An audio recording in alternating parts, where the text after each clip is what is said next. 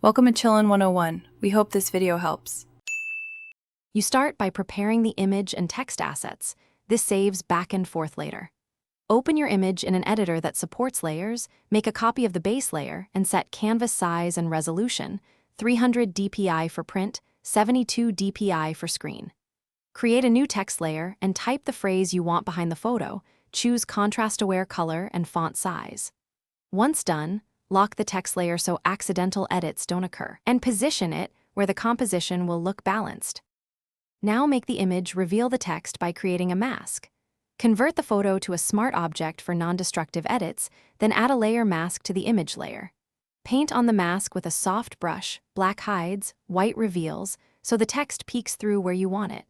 If you need complex selection, use luminosity masks or select by color range to speed things up. Make sure to refine edges with a low opacity brush. This maintains natural blending between photo and letters. Finish by refining blend and exporting correctly. Try multiply, overlay, or soft light, blend modes on the image or text layer to match shadows and highlights. Reduce opacity for subtlety. Tweak the mask with dodge and burn or a gradient to simulate depth and lighting.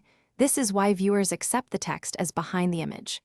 Export a layered PSD for future edits and a flattened PNG or JPEG for delivery.